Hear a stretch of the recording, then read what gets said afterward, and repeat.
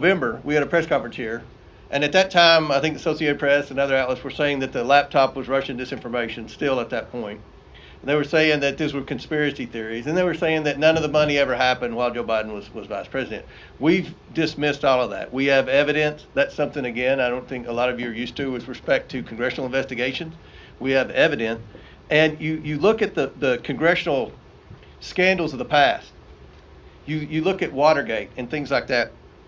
The congressional committees didn't find out about the Watergate. The press found out about it. And instead of the press asking Joe Biden, when we disclosed a month ago that through the Robinson Walker account, 3 or 4 Biden family members received $1.3 million, somebody yelled out, "What do you think about your family receiving money from China?" And he said, "That's not true." And nobody pressed him again. So I don't think the media is playing the same role that it used to play with respect to investigative reporting. And it's been very difficult. We're fighting the Biden attorneys, we're fighting the DOJ, we're fighting the FBI, we're fighting a lot of the media, and we're just trying to be transparent. The White House said today that this was a political stunt. That's what little Ian Sam said. This was a political stunt by Comer. A press conference? A political stunt? We're actually giving you a memorandum with evidence. So we're trying to be transparent. We're leading a credible investigation, as Ms. May said. And I think that from a historical standpoint, we've never seen a presidential family receive these sums of money from adversaries around the world. And we're just talking about a couple of countries today.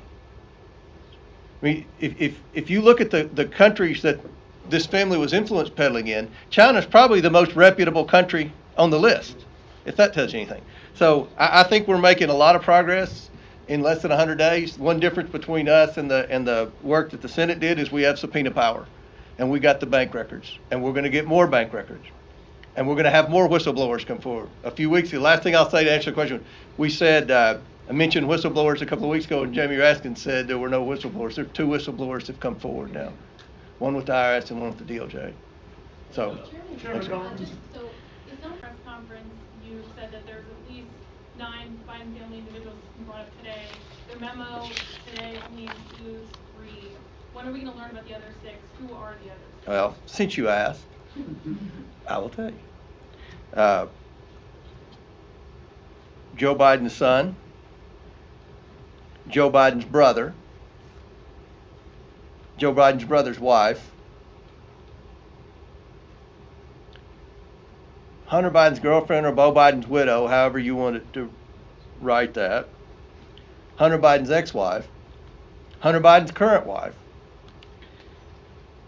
and 3 children of the president's son and the president's brother. So we're talking about a grandchild.